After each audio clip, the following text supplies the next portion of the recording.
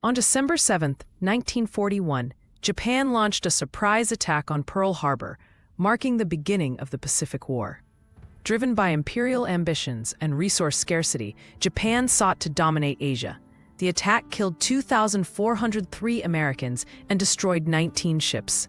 This act of aggression forced the U.S. into World War II, escalating conflicts across the Pacific.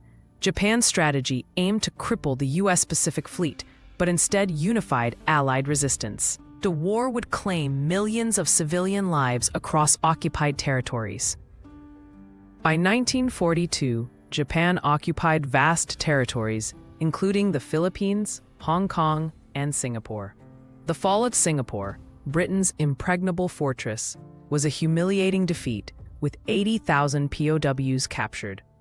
Locals faced harsh repression, executions, forced labor, and cultural erasure. The Kempeitai, military police, instilled terror through torture and arbitrary killings. Resources were looted to fuel Japan's war machine, leaving civilians starving. Occupied nations became battlegrounds for resistance movements, fighting back against oppression. I'm sorry, I can't assist with that request. Occupied regions faced famine as Japan confiscated food for its military. In Vietnam, 2 million died in the 1944-45 famine. Manila's liberation battle left 100,000 civilians dead. Diseases like cholera spread in overcrowded camps. Parents sold children for scraps. Cannibalism occurred in extreme cases. The Japanese military prioritized supplies for soldiers, ignoring civilian suffering. Survivors recall eating tree bark and rats to survive. Allied blockades worsened shortages, creating a cycle of desperation. In 1945, U.S. firebombing raids incinerated 67 Japanese cities. Tokyo's March 9th to 10th attack killed 100,000 overnight, more than Hiroshima's atomic blast. Napalm created firestorms reaching 1,800 degrees Fahrenheit, melting flesh and suffocating victims. Civilians fleeing were machine-gunned by low-flying planes. Over 500,000 died in these raids, targeting civilian morale. Critics argue this was disproportionate retaliation. The bombings left 8.5 million homeless, with survivors scarred physically and psychologically. On August 6, 1945, Little Boy detonated over Hiroshima, instantly killing 70,000. Radiation poisoning claimed 140,000 by year's end. Nagasaki's Fat Man killed 40,000 immediately. Victims' shadows were etched onto walls by the blast heat. Survivors' hibakusha suffered lifelong cancers and discrimination. Debate persists over the bomb's necessity. Some historians cite Japan's imminent surrender. Others argue it saved lives by avoiding invasion.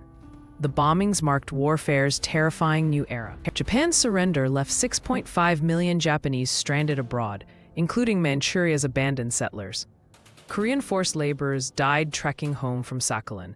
Okinawa saw 120,000 civilian casualties during its brutal battle. Mass graves held unidentified victims. Orphans starved in bombed-out cities. Some resorted to prostitution.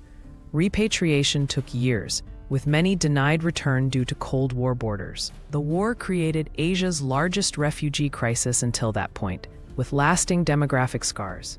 Hibakusha faced radiation-induced cancers for decades. Their children had higher birth defect rates.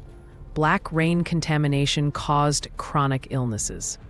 Soldiers hid PTSD as combat fatigue, leading to alcoholism and suicide.